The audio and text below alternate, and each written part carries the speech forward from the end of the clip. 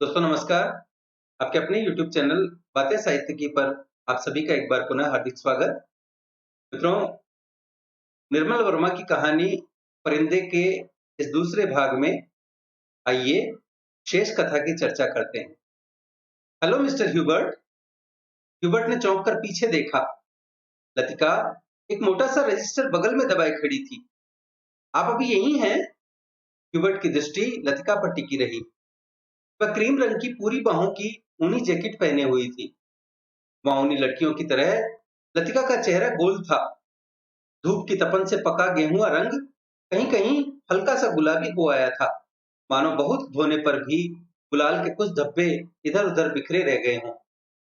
उन लड़कियों के नाम नोट करने थे जो कल जा रही हैं, तो पीछे रुकना पड़ा। आप भी तो कल जा रहे हैं मिस्टर ह्यूबर्ट? अभी तक तो यही इरादा है। यहाँ रुककर भी क्या करूंगा? आप स्कूल की ओर जा रही हैं? चलिए।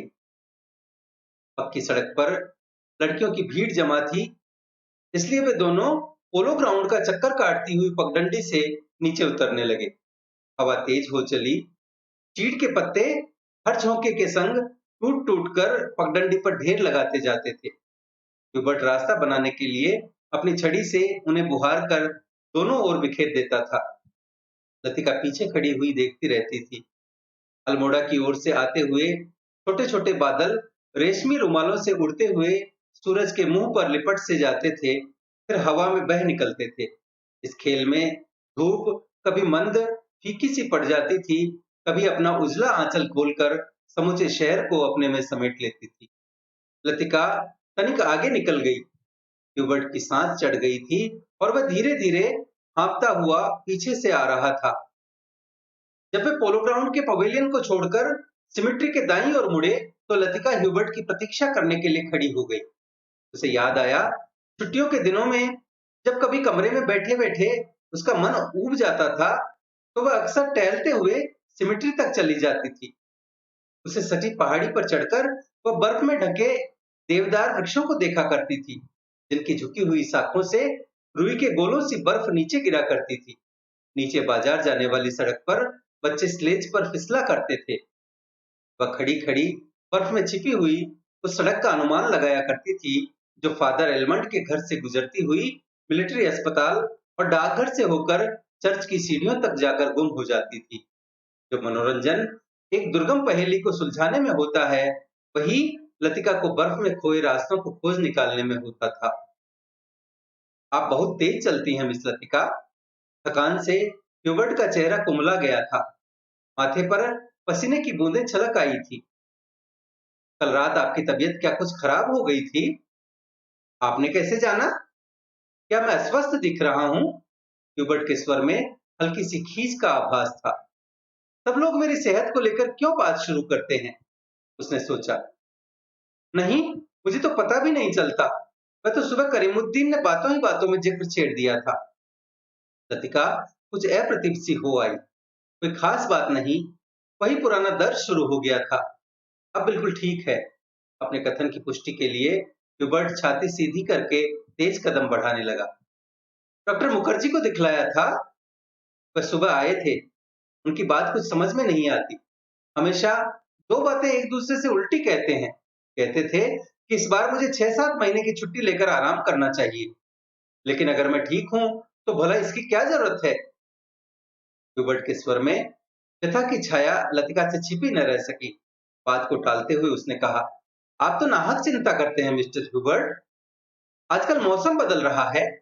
अच्छे भले आदमी तक बीमार हो जाते हैं। ह्यूबर्ट का चेहरा प्रसन्नता से दमकने लगा। उसने लतिका को ध्यान से देखा। वो अपने दिल का संशय मिटाने के लिए निश्चिंत हो जाना चाहता था कि कहीं लतिका उसे केवल दिलासा देने के लिए ही तो झूठ नहीं बोल रही। यही तो मैं सोच रहा था मिस लतिका। डॉक्टर की सलाह सुनकर मैं डर ही गया। भला 6 महीने की छुट्टी लेकर मैं अकेला क्या करूंगा? स्कूल में तो बच्चों के संग मन लगा रहता है। सच पूछो तो दिल्ली में ये 2 महीनों की छुट्टियां काटना भी दूभर हो जाता है। तो ह्यूबर्ट, आप दिल्ली जा रहे हैं? लतिका चलते चलते हठात ठिठक गई। सामने पोलो ग्राउंड फैला था, जिसके दूसरी ओर मिलिट्री की ट्रकें कंटोनमेंट की ओर जा रही थी। ह्यूबर्ट को लगा जैसे लतिका की आंखें अधमुंदी सी खुली रह गई हैं, मानो पलकों पर एक पुराना भूला सा सपना सरक आया है। मिस्टर ह्यूबर्ट, आप दिल्ली जा रहे हैं? इस बार लतिका ने प्रश्न नहीं दोहराया। उसके स्वर में केवल एक असीम दूरी का भाव घिराया। बहुत अरसा पहले मैं भी दिल्ली गई थी मिस्टर ह्यूबर्ट। तब मैं बहुत छोटी थी। न जाने कितने बरस बीत गए। हमारी मौसी का ब्याह वहीं हुआ था। बहुत सी चीजें देखी थी, लेकिन अब तो सब कुछ धुंधला सा पड़ गया है। इतना याद है कि हम कुतुब पर चढ़े थे। सबसे ऊंची मंजिल से हमने नीचे झांका था। न जाने कैसा लगा था। नीचे चलते हुए आदमी चाबी भरे हुए खिलौनों से लगते थे। हमने ऊपर से उन पर मूंगफलियां फेंकी थी, लेकिन हम बहुत निराश हुए थे क्योंकि उनमें से किसी ने हमारी तरफ नहीं देखा। शायद माँ ने मुझे डांटा था और मैं सिर्फ नीचे झांकते हुए डर गई थी। सुना है अब तो दिल्ली इतना बदल गया है कि पहचाना नहीं जाता। वे दोनों फिर चलने लगे। हवा का वेग ढीला पड़ने लगा। उड़ते हुए बादल अब सुस्ताने से लगे थे। उनकी छायाएं नंदा देवी और पंचचूली की पहाड़ियों पर गिर रही थी। पुल के पास पहुंचते पहुंचते चीड़ के पेड़ पीछे छूट गए।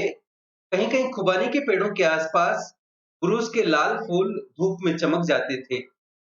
पुल तक आने में उन्होंने पोलो ग्राउंड का लंबा चक्कर लगा लिया था। मिस लतिका, आप कहीं छुट्टियों में जाती क्यों नहीं? सर्दियों में तो यहाँ सब कुछ वीरान हो जाता होगा। अब मुझे यहाँ अच्छा लगता है, लतिका ने कहा। पहले साल अकेलापन कुछ अखरा था, अब आदी हो चुकी हूँ। क्रिसमस से एक रात पहले क्लब में डांस होता है, लॉटरी डाली जाती है और रात को देर तक नाच गाना होता रहता है। नए साल के दिन कुमाऊं रेजिमेंट की ओर से परेड ग्राउंड में कार्निवल किया जाता है। बर्फ पर स्केटिंग होती है। रंग बिरंगे गुब्बारों के नीचे फौजी बैंड बजता है। फौजी अफसर फैंसी ड्रेस में भाग लेते हैं। हर साल ऐसा होता है मिस्टर ह्यूबर्ट। फिर कुछ दिनों बाद विंटर स्पोर्ट्स के लिए अंग्रेज टूरिस्ट आते हैं। हर साल मैं उनसे परिचित होती हूँ। वापस लौटते हुए वे हमेशा वादा करते हैं कि अगले साल भी आएंगे, पर मैं जानती हूँ कि वे नहीं आएंगे। वे भी जानते हैं कि वे नहीं आएंगे, फिर भी हमारी दोस्ती में कोई अंतर नहीं पड़ता। फिर फिर कुछ दिनों बाद पहाड़ों पर बर्फ पिघलने लगती है। छुट्टियां खत्म होने लगती हैं। आप सब लोग अपने अपने घरों से वापस लौट आते हैं और मिस्टर ह्यूबर्ट पता भी नहीं चलता कि छुट्टियां कब शुरू हुई थी, कब खत्म हो गई। लतिका ने देखा कि ह्यूबर्ट उसकी ओर आतंकित भयाकुल दृष्टि से देख रहा है। वह सिर पिटाकर चुप हो गई। उसे लगा मानो वह इतनी देर से पागल सी अनर्गल प्रलाप कर रही हो। मुझे माफ करना मिस्टर ह्यूबर्ट, कभी कभी मैं बच्चों की तरह बातों में बहक जाती हूँ। मिस लतिका, ह्यूबर्ट ने धीरे से कहा। वह चलते चलते रुक गया था। लतिका ह्यूबर्ट के भारी स्वर से चौंक सी गई। क्या बात है मिस्टर ह्यूबर्ट? वह पत्र, उसके लिए मैं लज्जित हूँ। उसे आप वापस लौटा दें। समझ लें कि मैंने उसे कभी नहीं लिखा था। लतिका कुछ समझ न सकी। दिग्भ्रांत सी खड़ी हुई ह्यूबर्ट के पीले उद्विग्न चेहरे को देखती रही। ह्यूबर्ट ने धीरे से लतिका के कंधे पर हाथ रख दिया। कल डॉक्टर ने मुझे सब कुछ बता दिया। अगर मुझे पहले से मालूम होता तो ह्यूबर्ट हकलाने लगा। मिस्टर ह्यूबर्ट, किंतु लतिका से आगे कुछ भी नहीं कहा गया। उसका चेहरा सफेद हो गया था। दोनों चुपचाप कुछ देर तक स्कूल के गेट के बाहर खड़े रहे। मीडोज, पगडंडियों, पत्तों, छायाओं से घिरा छोटा सा द्वीप, मानो कोई घोंसला दो हरी घाटियों के बीच आ दबा हो। भीतर घुसते ही पिकनिक के काले आग से झुलसे हुए पत्थर, अधजली टहनियां, बैठने के लिए बिछाए गए पुराने अखबारों के टुकड़े इधर उधर बिखरे हुए दिखाई दे जाते हैं। अक्सर टूरिस्ट पिकनिक के लिए यहाँ आते हैं। मीडोज को बीच में काटता हुआ टेढ़ा मेढ़ा बरसाती नाला बहता है, जो दूर से धूप में चमकता हुआ सफेद रिबन सा दिखाई देता है। यहीं पर काठ के तख्तों का बना हुआ टूटा सा पुल है, जिस पर लड़कियां हिचकोले खाते हुए चल रही हैं। डॉक्टर मुखर्जी, आप तो सारा जंगल जला देंगे।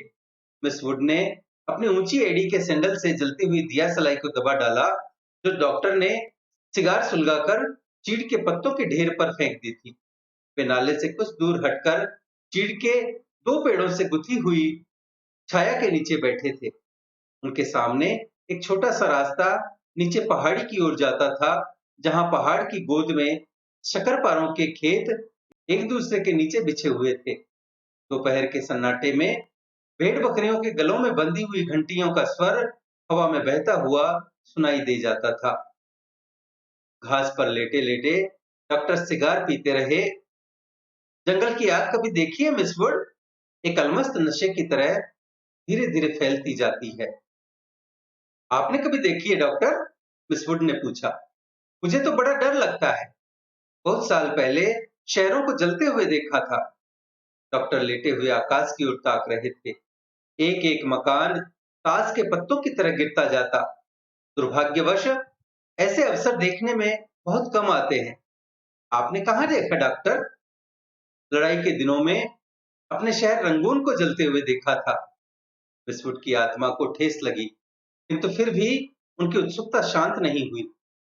आपका घर, क्या वह भी जल गया था? डॉक्टर कुछ देर तक चुपचाप लेटा रहा।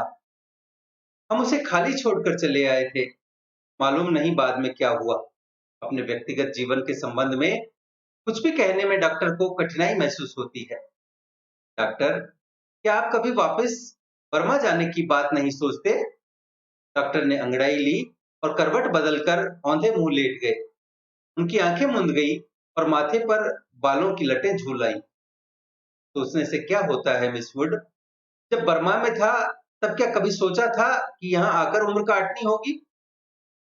लेकिन डॉक्टर, कुछ भी कह लो, अपने देश का सुख कहीं और नहीं मिलता। यहाँ तुम चाहे कितने वर्ष रह लो, अपने को हमेशा अजनबी ही पाओगे।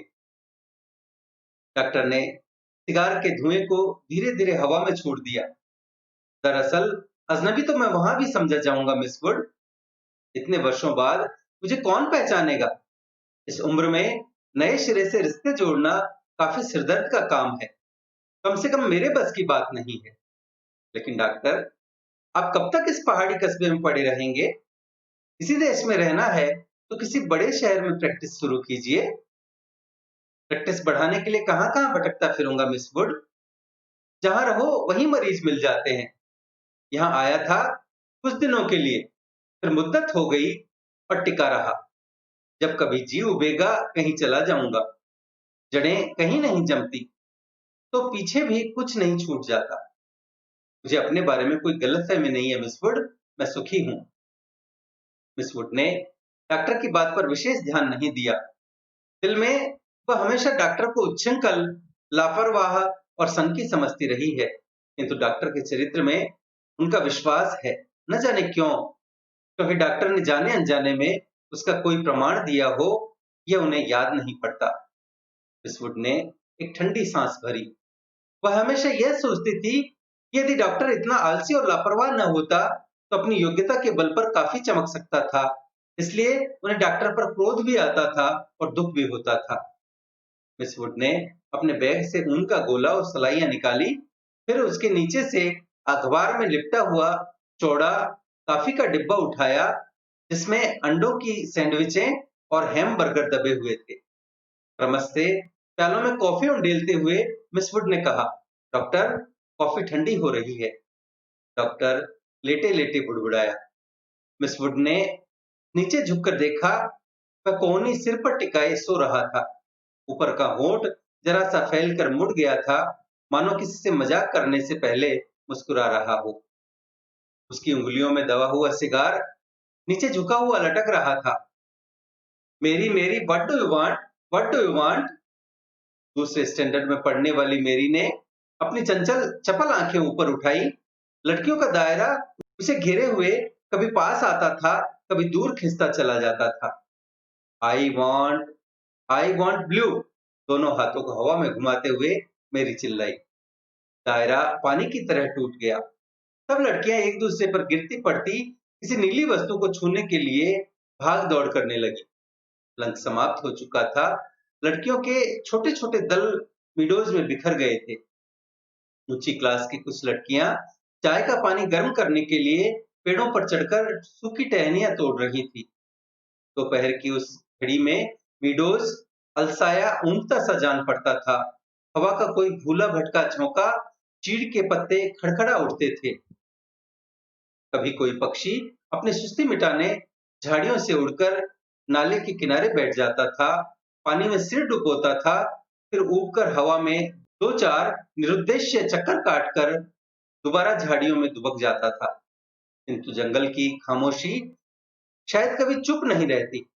गहरी नींद में डूबी सपनों सी कुछ आवाजें नीरवता के हल्के झीने पर्दे पर सलवटे बिछा जाती हैं।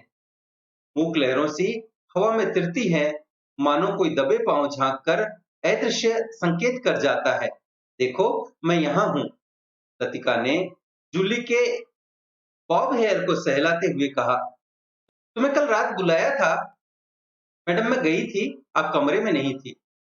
लतिका को याद आया कि रात वह डॉक्टर के कमरे के टेरेस पर देर तक बैठी रही थी और भीतर ह्यूबर्ट पियानो पर शोरपा का नॉक्टर्न बजा रहा था। जूली तुमसे कुछ पूछना था। उसे लगा वह जूली की आंखों से अपने को बचा रही है। जूली ने अपना चेहरा ऊपर उठाया। उसकी भूरी आंखों से कौतूहल झांक रहा था। तुम ऑफिसर्स मेस में किसी को जानती हो? जूली ने अनिश्चित भाव से सिर हिलाया। लतिका कुछ देर तक जूली को अपलक घूरती रही। जूली मुझे विश्वास है तुम झूठ नहीं बोलोगी। कुछ क्षण पहले जूली की आंखों में जो कौतूहल था वह भय से परिणत होने लगा। लतिका ने अपनी जैकेट की जेब से एक नीला लिफाफा निकालकर जूली की गोद में फेंक दिया। यह किसकी चिट्ठी है? जूली ने लिफाफा उठाने के लिए हाथ बढ़ाया, किंतु फिर एक क्षण के लिए उसका हाथ कांपकर ठिठक गया। लिफाफे पर उसका नाम और हॉस्टल का पता लिखा हुआ था। थैंक यू मैडम, मेरे भाई का पत्र है, वह झांसी में रहते हैं। जूली ने घबराहट में लिफाफे को अपनी स्कर्ट की तहों में छिपा लिया। जूली जरा मुझे लिफाफा दिखलाओ। लतिका का स्वर तीखा कर्कश सा हो आया। जूली ने अनमने भाव से लतिका को पत्र दे दिया। तुम्हारे कोई भाई झांसी में रहते हैं? जूली इस बार कुछ नहीं बोली। उसकी उद्भ्रांत उखड़ी सी आंखें लतिका को देखती रहीं। यह क्या है? जूली का चेहरा सफेद फक पड़ गया। लिफाफे पर कुमाऊं रेजिमेंटल सेंटर की मुहर उसकी ओर घूर रही थी। कौन है यह? लतिका ने पूछा। ने पहले भी हॉस्टल में उड़ती हुई अफवाह सुनी थी कि जूली को क्लब में किसी मिलिट्री ऑफिसर के संग देखा गया था, किंतु ऐसी अफवाहें अक्सर उड़ती रहती थी और उसने उन पर विश्वास नहीं किया था। जूली तुम अभी बहुत छोटी हो। जूली के होंठ कांपे, उसकी आंखों में निरीह याचना का भाव घिर आया। अच्छा अभी जाओ, तुमसे छुट्टियों के बाद बातें करूंगी। जूली ने ललचाई दृष्टि से लिफाफे को देखा, कुछ बोलने को उद्यत हुई, फिर बिना कुछ कहे चुपचाप वापस लौट गई। लतिका देर तक जूली को देखती रही। जब वह आंखों से ओझल नहीं हो गई, क्या मैं किसी खुसट बुढ़िया से कम हूं? अपने अभाव का बदला क्या मैं दूसरों से ले रही हूं? शायद कौन जाने, शायद जूली का यह प्रथम परिचय हो उस अनुभूति से जिसे कोई भी लड़की बड़े चाव से संजोकर संभाल कर अपने में छिपाए रहती है। एक अनिर्वचनीय सुख जो पीड़ा लिए है, पीड़ा और सुख को डुबोती हुई उमड़ते स्वर की खुमारी जो दोनों को अपने में समो लेती है। एक दर्द जो आनंद से उपजा है और पीड़ा देता है। यहीं इसी देवदार के नीचे उसे भी यही लगा था जब गिरीश ने पूछा था, तुम चुप क्यों हो? वह आंखें मूंदे सोच रही थी। सोच कहाँ रही थी, जी रही थी उस क्षण को जो भय और विस्मय के बीच भिंचा था, बहका सा पागल क्षण। वह अभी पीछे मुड़ेगी तो गिरीश की नर्वस मुस्कुराहट दिखाई दे जाएगी। उस दिन से आज दोपहर तक का अतीत एक दुस्वप्न की मानिंद टूट जाएगा। वही देवदार है जिस पर उसने अपने बालों के क्लिप से गिरीश का नाम लिखा था। पेड़ की छाल उतरती नहीं थी, क्लिप टूट टूट जाता था, तब गिरीश ने अपने नाम के नीचे उसका नाम लिखा था। जब कभी कोई अक्षर बिगड़कर टेढ़ा मेढ़ा हो जाता था तब वह हंसती थी और गिरीश का कांपता हाथ और भी कांप जाता था। लतिका को लगा कि जो वह याद करती है वही भूलना भी चाहती है, लेकिन जब सचमुच भूलने लगती है तब उसे भय लगता है कि जैसे कोई उसकी किसी चीज को उसके हाथों से छीने लिए जा रहा है, ऐसा कुछ जो सदा के लिए खो जाएगा। बचपन में जब कभी वह अपने किसी खिलौने को खो देती थी, तो वह गुमसुम सी होकर सोचा करती थी, कहाँ रख दिया मैंने। जब बहुत दौड़ धूप करने पर खिलौना मिल जाता, तो वह बहाना करती कि अभी उसे खोज ही रही थी कि वह अभी मिला नहीं है। जिस स्थान पर खिलौना रखा होता, जानबूझकर उसे छोड़कर घर के दूसरे कोने में उसे खोजने का उपक्रम करती। तब खोई हुई चीज याद रहती, इसलिए भूलने का भय नहीं रहता था। आज वो उस बचपन के खेल का बहाना क्यों नहीं कर पाती? बहाना शायद करती है, उसे याद करने का बहाना जो भूलता जा रहा है। दिन महीने बीतते जाते हैं और वह उलझी रहती है। अनजाने में गिरीश का चेहरा धुंधला पड़ता जाता है। याद वह करती है, किंतु जैसे किसी पुरानी तस्वीर के धूल भरे शीशे को साफ कर रही हो। अब वैसा दर्द नहीं होता, सिर्फ उसको याद करती है जो पहले कभी होता था। तब उसे अपने पर ग्लानि होती है। वह फिर जानबूझकर उस घाव को कुरेदती है जो भरता जा रहा है, खुद ब खुद उसकी कोशिशों के बावजूद भरता जा रहा है।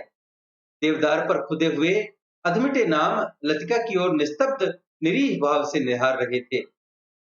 विडोज के घने सन्नाटे में नाले पार से खेलती हुई लड़कियों की आवाजें गूंज जाती थीं। What do you want? What do you want?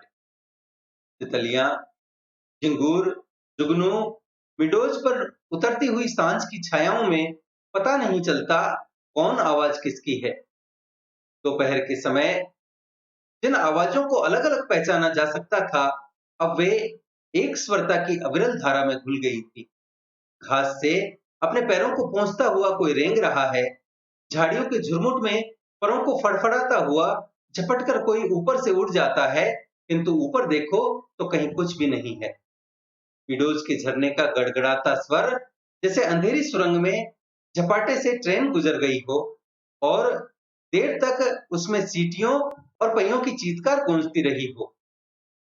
Picnic कुछ देर तक और चलती, किंतु बादलों की तहें एक दूसरे पर चढ़ती जा रही थीं। पिकनिक का सामान बटोरा जाने लगा। मीडोज के चारों ओर बिखरी हुई लड़कियां मिसवुड के इर्द गिर्द जमा होने लगी। अपने संग वे अजीबोगरीब चीजें बटोर लाई थी। कोई किसी पक्षी के टूटे पंख को बालों में लगाए हुए थी, किसी ने पेड़ की टहनी को चाकू से छीलकर छोटी सी बेंत बना ली थी। ऊंची क्लास की कुछ लड़कियों ने अपने अपने रुमालों से नाले से पकड़ी हुई छोटी छोटी बालिश्त भर की मछलियों को दबा रखा था, जिन्हें मिसवुड से छिपकर वे एक दूसरे को दिखा रही थी। मिसवुड लड़कियों की टोली के संग आगे निकल गई। मीडोज से पक्की सड़क तक 3-4 फर्लांग की चढ़ाई थी। लतिका हाँफने लगी। डॉक्टर मुखर्जी सबसे पीछे आ रहे थे। लतिका के पास पहुंचकर वह ठिठक गए। डॉक्टर ने दोनों घुटनों को जमीन पर टेकते हुए सिर झुकाकर एलिजाबेथ यूगीन अंग्रेजी में कहा, मैडम, आप इतनी परेशान क्यों नजर आ रही हैं? और डॉक्टर की नाटकीय मुद्रा को देखकर लतिका के होठों पर एक थकी सी ढीली ढीली मुस्कुराहट बिखर गई। प्यास के मारे गला सूख रहा है और ये चढ़ाई है कि खत्म होने में नहीं आती। डॉक्टर ने अपने कंधे पर लटकते हुए थर्मस को उतारकर लतिका के हाथों में देते हुए कहा, थोड़ी सी कॉफी बची है, शायद कुछ मदद कर सके। पिकनिक में तुम कहाँ रह गए डॉक्टर? कहीं दिखाई नहीं दिए? दोपहर भर सोता रहा मिसवुड के संग। मेरा मतलब है, मिसवुड पास बैठी थी। मुझे लगता है मिसवुड मुझसे मोहब्बत करती है। कोई भी मजाक करते समय डॉक्टर अपनी मूंछों के कोनों को चबाने लगता है। क्या कहती थी? लतिका ने थर्मस से कॉफी को मुंह में उड़ेल लिया। शायद कुछ कहती, लेकिन बदकिस्मती से बीच में ही मुझे नींद आ गई।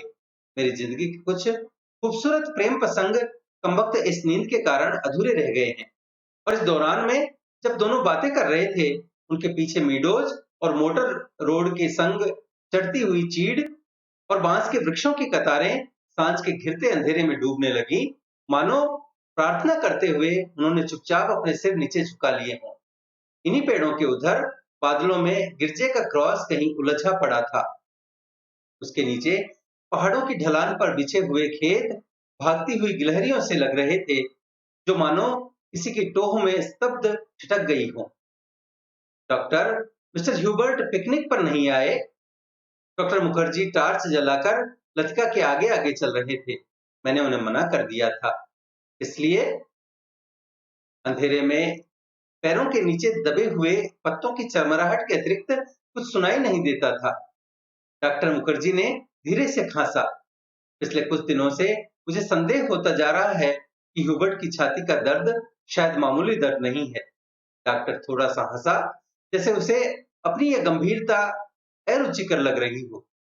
डॉक्टर ने प्रतीक्षा की, शायद लतिका कुछ कहेगी, किंतु लतिका चुपचाप उसके पीछे चल रही थी।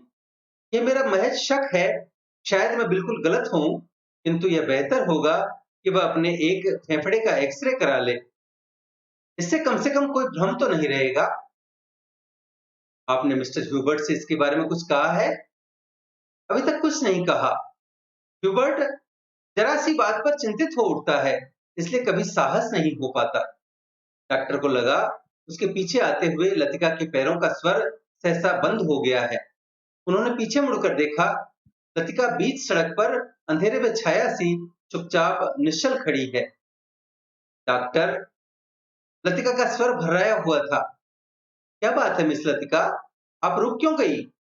डॉक्टर, क्या मिस्टर ह्यूबर्ट? डॉक्टर ने अपनी टार्च की मध्यम रोशनी लतिका पर उठा दी। उसने देखा लतिका का चेहरा एकदम पीला पड़ गया है और वह रह रहकर पत्ते से कांप जाती है। मिस लतिका, क्या बात है? आप तो बहुत डरी सी जान पड़ती हैं। कुछ नहीं डॉक्टर, मुझे मुझे कुछ याद आ गया था। वे दोनों फिर चलने लगे। कुछ दूर जाने पर उनकी आंखें ऊपर उठ गई। पक्षियों का एक बेड़ा धूमिल आकाश में त्रिकोण बनाता हुआ पहाड़ों के पीछे से उनकी ओर आ रहा था। लतिका और डॉक्टर सिर उठाकर इन पक्षियों को देखते रहे। लतिका को याद आया, हर साल सर्दी की छुट्टियों से पहले ये परिंदे मैदानों की ओर उड़ते हैं। कुछ दिनों के लिए बीच के इस पहाड़ी स्टेशन पर बसेरा करते हैं, प्रतीक्षा करते हैं बर्फ के दिनों की, जब वे नीचे अजनबी अनजाने देशों में उड़ जाएंगे। क्या वे सब भी प्रतीक्षा कर रहे हैं? वह डॉक्टर मुखर्जी, मिस्टर ह्यूबर्ट, लेकिन कहाँ के लिए? हम कहाँ जाएंगे? किंतु उसका कोई उत्तर नहीं मिला। उस अंधेरे में मीडोज के झरने के भूतेले स्वर और चीड़ के पत्तों की सरसराहट के अतिरिक्त कुछ सुनाई नहीं देता था। लतिका हड़बड़ाकर चौंक गई। अपनी छड़ी पर झुका हुआ डॉक्टर धीरे धीरे सीटी बजा रहा था। मिस लतिका, जल्दी कीजिए, बारिश शुरू होने वाली है। हॉस्टल पहुंचते पहुंचते बिजली चमकने लगी थी, किंतु उस रात बारिश देर तक नहीं हुई। बादल बरसने भी नहीं पाते थे कि हवा के थपेड़ों से धकेल दिए जाते थे। दूसरे दिन तड़के ही बस पकड़नी थी, इसलिए डिनर के बाद लड़कियां सोने के लिए अपने अपने कमरों में चली गई थी। जब लतिका अपने कमरे में गई तो उस समय कुमाऊं रेजिमेंट सेंटर का बिगुल बज रहा था। उसके कमरे में करीमुद्दीन कोई पहाड़ी धुन गुनगुनाता हुआ लैंप में गैस पंप कर रहा था। लतिका उन्हीं कपड़ों में तकिए को दोहरा करके लेट गई। करीमुद्दीन ने उड़ती हुई निगाह से लतिका को देखा, फिर अपने काम में जुट गया। पिकनिक कैसी रही मेम साहब? तुम क्यों नहीं आए? सब लड़कियां तुम्हें पूछ रही थी। लतिका को लगा दिन भर की थकान धीरे धीरे उसके शरीर की पसलियों पर चिपटती जा रही है। अनायास उसकी आंखें नींद के बोझ से झपकने लगी। मैं चला आता तो ह्यूबर्ट साहब की तीमारदारी कौन करता? दिन भर उनके बिस्तर से सटा हुआ बैठा रहा और अब वह गायब हो गए हैं। करीमुद्दीन ने कंधे पर लटकते हुए मैले कुचले तौलिए को उतारा और लैंप के शीशों की गर्द पहुंचने लगा। लतिका की अधोंधी आंखें खुल गई। क्या ह्यूबर्ट साहब अपने कमरे में नहीं है? खुदा जाने इस हालत में कहाँ भटक रहे हैं। पानी गर्म करने कुछ देर के लिए बाहर गया था। वापस आने पर देखता हूँ कि कमरा खाली पड़ा है। करीमुद्दीन बड़बड़ाता हुआ बाहर चला गया। लतिका ने लेटे लेटे पलंग के नीचे चप्पलों को पैरों में उतार दिया। ह्यूबर्ट इतनी रात कहाँ गए? किंतु लतिका की आंखें फिर झपक गई। दिन भर की थकान ने सब परेशानियां कृष्णों पर कुंजी लगा दी थी। मानो दिन भर आंख मिचौनी खेलते हुए उसे अपने कमरे में दैया को छू लिया था। अब वह सुरक्षित थी। कमरे की चार दीवारी के भीतर उसे कोई नहीं पकड़ सकता। दिन के उजाले में वह गवाह थी, मुजरिम थी, हर चीज का उससे तगाजा था। अब इस अकेलेपन में कोई गिला नहीं, उलाहना नहीं, सब खींचातानी खत्म हो गई है। जो अपना है वह बिल्कुल अपना सा हो गया है, जो अपना नहीं है उसका दुख नहीं, अपनाने की फुर्सत नहीं। लतिका ने दीवार की ओर मुंह घुमा लिया। लैंप के फीके आलोक में हवा में कांपते पर्दों की छायाएं हिल रही थी। बिजली कड़कने से खिड़कियों के शीशे चमक चमक जाते थे। दरवाजे चटकने लगते थे, जैसे कोई बाहर से धीमे धीमे खटखटा रहा हो। कॉरिडोर से अपने अपने कमरों में जाती हुई लड़कियों की हंसी, बातों के कुछ शब्द, फिर सब कुछ शांत हो गया। किंतु फिर भी देर तक कच्ची नींद में वह लैंप का धीमा सा सी सी स्वर सुनती रही। कब वह स्वर भी मौन का भाग बनकर मूक हो गया, उसे पता न चला। कुछ देर बाद उसको लगा सीढ़ियों से कुछ दबी आवाजें ऊपर आ रही हैं। बीच बीच में कोई चिल्ला उठता है और फिर सहसा आवाजें धीमी पड़ जाती हैं। मिस लतिका, जरा अपना लैंप ले आइए। कॉरिडोर के जीने से डॉक्टर मुखर्जी की आवाज आई थी। कॉरिडोर में अंधेरा था। वह 3-4 सीढ़ियां नीचे उतरी, लैंप नीचे किया। सीढ़ियों से सटे जंगले पर ह्यूबर्ट ने अपना सिर रख दिया था। उसकी एक बांह जंगले के नीचे लटक रही थी और दूसरी डॉक्टर के कंधे पर झूल रही थी, जिसे डॉक्टर ने अपने हाथों में जकड़ रखा था। मिस लतिका, लैंप जरा और नीचे झुका दीजिए। Hubert, Hubert!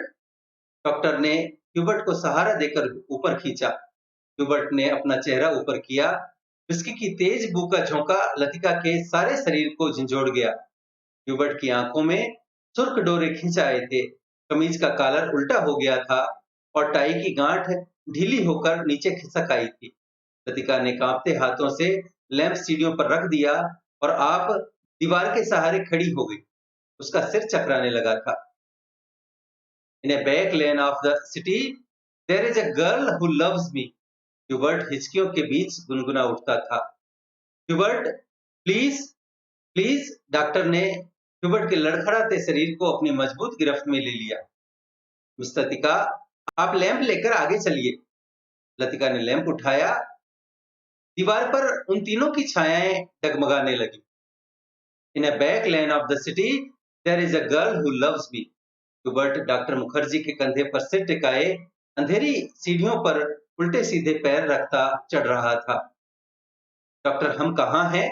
ह्यूबर्ट सहसा इतनी जोर से चिल्लाया कि उसकी लड़खड़ाती आवाज सुनसान अंधेरे में कॉरिडोर की छत से टकराकर देर तक हवा में गूंजती रही। ह्यूबर्ट! डॉक्टर को एकदम ह्यूबर्ट पर गुस्सा आ गया। फिर अपने गुस्से पर ही उसे खींच सी हो आई और वह ह्यूबर्ट की पीठ थपथपाने लगा। कुछ बात नहीं है ह्यूबर्ट डियर, तुम सिर्फ थक गए हो। ह्यूबर्ट ने अपनी आंखें डॉक्टर पर गड़ा दी। उनमें एक भयभीत बच्चे की सी कातरता झलक रही थी, मानो डॉक्टर के चेहरे से वह किसी प्रश्न का उत्तर पा लेना चाहता हो।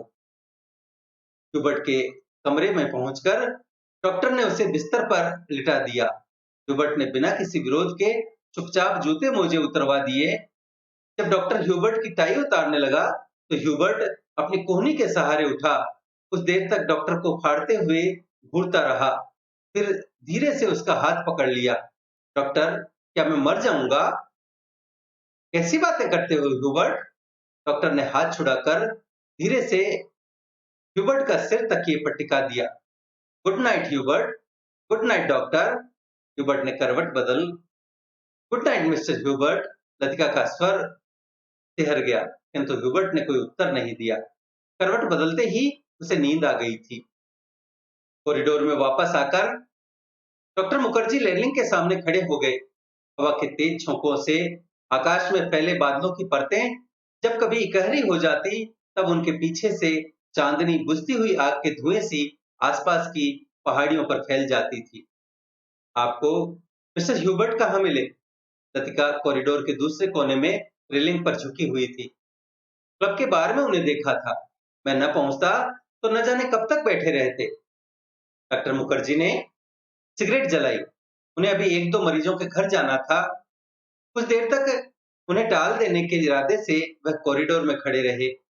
नीचे अपने क्वार्टर में बैठा हुआ करीमुद्दीन माउथ ऑर्गन पर कोई पुरानी फिल्मी धुन बजा रहा था। आज दिन भर बादल छाए रहे, लेकिन खुलकर बारिश नहीं हुई। क्रिसमस तक शायद मौसम ऐसा ही रहेगा। कुछ देर तक दोनों चुपचाप खड़े रहे। कॉन्वेंट स्कूल के बाहर फैले लॉन से झिंगुरों का अनवरत स्वर चारों ओर फैली निस्तब्धता को और भी अधिक घना बना रहा था। कभी-कभी ऊपर मोटर रोड पर किसी कुत्ते की रिरियाहट सुनाई पड़ जाती थी। डॉक्टर, कल रात आपने मिस्टर ह्यूबर्ट से कुछ कहा था मेरे बारे में? वही जो सब लोग जानते हैं, और ह्यूबर्ट जिसे जानना चाहिए था, नहीं जानता था। डॉक्टर ने लतिका की ओर देखा। वह जड़वत अविचलित रेलिंग पर झुकी हुई थी। वैसे हम सबकी अपनी-अपनी जिद होती है। कोई छोड़ देता है, कोई आखिर तक उससे चिपका रहता है। डॉक्टर मुखर्जी अंधेरे में मुस्कुराए। उनकी मुस्कुराहट में सूखा-सा विरक्ति का भाव भरा था। कभी-कभी मैं सोचता हूँ मिस लतिका, किसी चीज को न जानना यदि गलत है, तो जानबूझकर न भूल पाना, हमेशा जोंक की तरह उसे चिपटे रहना, यह भी गलत है। बर्मा से आते हुए मेरी पत्नी की मृत्यु हुई थी। मुझे अपनी जिंदगी बेकार सी लगी थी। आज इस बात को अरसा गुजर गया, और जैसा आप देखती हैं मैं जी रहा हूँ। उम्मीद है कि काफी अरसा और जीऊंगा। जिंदगी काफी दिलचस्प लगती है, और यदि उम्र की मजबूरी न होती तो शायद मैं दूसरी शादी करने में भी न हिचकता। इसके बावजूद कौन कह सकता है कि मैं अपनी पत्नी से प्रेम नहीं करता था? आज भी करता हूँ। लेकिन डॉक्टर, लतिका का गला रुंध आया था। क्या मिस लतिका? डॉक्टर, सब कुछ होने के बावजूद वह क्या चीज है जो हमें चलाए चलती है? हम रुकते हैं तो भी अपने रेले में वह हमें घसीट ले जाती है। लतिका को लगा कि वह जो कहना चाह रही है, कह नहीं पा रही। जैसे अंधेरे में कुछ खो गया है जो मिल नहीं पा रहा। शायद कभी नहीं मिल पाएगा। यह तो आपको फादर एलमंड ही बता सकेंगे मिस लतिका। डॉक्टर की खोखली हंसी में उनका पुराना संकीपन उभर आया था। अच्छा, चलता हूँ मिस लतिका, मुझे काफी देर हो गई है। डॉक्टर ने दिया सलाई जलाकर घड़ी की ओर देखा। Good night miss Latika. Good night doctor. Doctor के जाने पर लतिका कुछ देर अंधेरे में रेलिंग से सटी खड़ी रही। हवा चलने से कॉरिडोर में जमा हुआ कोहरा सिहर उठता था। शाम को सामान बांधते हुए लड़कियों ने अपने-अपने कमरे के सामने जो पुरानी कॉपियां, अखबारों और रद्दी के ढेर लगा दिए थे, वे सब अब अंधेरे कॉरिडोर में हवा के झोंकों से इधर-उधर बिखरने लगे थे। लतिका ने लैंप उठाया और अपने कमरे की ओर जाने लगी। कॉरिडोर में चलते हुए उसने देखा, जूली के कमरे में प्रकाश की एक पतली रेखा दरवाजे के बाहर खिंचाई है। लतिका को कुछ याद आया। वह कुछ क्षणों तक सांस रोके जूली के कमरे के बाहर खड़ी रही। कुछ देर बाद उसने दरवाजा खटखटाया। भीतर से कोई आवाज नहीं आई। लतिका ने दबे हाथों से हल्का सा धक्का दिया। दरवाजा खुल गया। जूली लैंप बुझाना भूल गई थी। लतिका धीरे-धीरे दबे पांव जूली के पलंग के पास चली आई। जूली का सोता हुआ चेहरा लैंप के फीके आलोक में पीला सा दिख रहा था। लतिका ने अपनी जेब से वही नीला लिफाफा निकाला और उसे धीरे से जूली के तकिए के नीचे दबाकर रख दिया। मित्रों, कहानी यहाँ खत्म होती है। इस कहानी में लतिका के व्यक्तित्व और उसकी अनुभूतियों का यथार्थ चित्रण है। डॉक्टर मुखर्जी के क्रियाकलापों का भी स्वाभाविक उल्लेख किया गया है।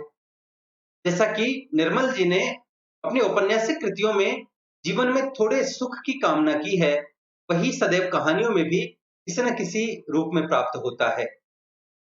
मित्रों, परिंदे कहानी के केंद्र में है लतिका, एक पर्वतीय शहर के आवासीय गर्ल्स कॉन्वेंट स्कूल की वार्डन। लतिका मेजर गिरीश नेगी से प्रेम करती थी, लेकिन यह प्रेम अपने अंजाम तक नहीं पहुंच पाया, क्योंकि मेजर गिरीश नेगी की मृत्यु हो जाती है। लतिका का प्रणय पुष्प असमय ही कुम्हला गया। तब से लतिका अपने पूर्व प्रेम की स्मृतियों को धरोहर बनाए जिए जा रही है। अपने वर्तमान से आंखें चुराए अतीत का हस्तक्षेप उसे वर्तमान को जीने नहीं दे रहा। अतीत का दबाव ही है जिसके कारण लतिका अपने सहकर्मी ह्यूबर्ट के प्रेम से आंखें चुराती है। डॉक्टर मुखर्जी लतिका को समझाने की कोशिश करते हैं। डॉक्टर मुखर्जी कहते हैं कि लेट द डेड डाई। मरने वाले के संग खुद थोड़ी ही मरा जाता है। किसी चीज को न जानना यदि गलत है तो किसी चीज को न भूलना, एक जोंक की तरह उससे चिपटे रहना, यह भी तो गलत है। मित्रों, लतिका भी जोंक की तरह चिपटी हुई है गिरीश की स्मृतियों से। लतिका भी यह समझती है कि उसका अतीत उसे जीवन में आगे नहीं बढ़ने दे रहा है। वह आगे बढ़ना चाहती है, अतीत के बोझ से मुक्त होना चाहती है।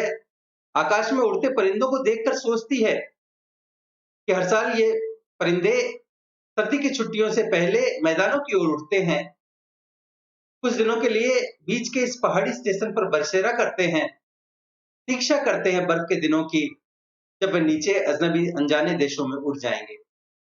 मित्रों, ये परिंदे प्रतीक हैं जीवन से प्रेम के, वर्तमान से लगाव के। ये ऊष्मा की तलाश में अपने मुल्कों को छोड़कर अनजान देशों की ओर उड़ जाते हैं। इन्हें प्रेम है जिंदगी से।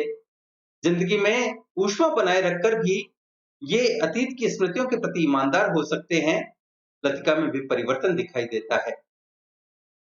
हॉस्टल की एक छात्रा जूली के प्रेम पर लतिका की प्रतिक्रिया भी इस बदलाव की ओर इशारा करती है। जूली रेजिमेंट के किसी ऑफिसर से प्रेम करने लगी है। उसका प्रेम पत्र लतिका पकड़ लेती है, लेकिन बजाय जूली को सजा देने के वह प्रेम पत्र चुपचाप उसके तकिए के नीचे रख देती है। लतिका मुक्त होना चाहती है अपनी स्मृतियों से, अपने पूर्व प्रेम से।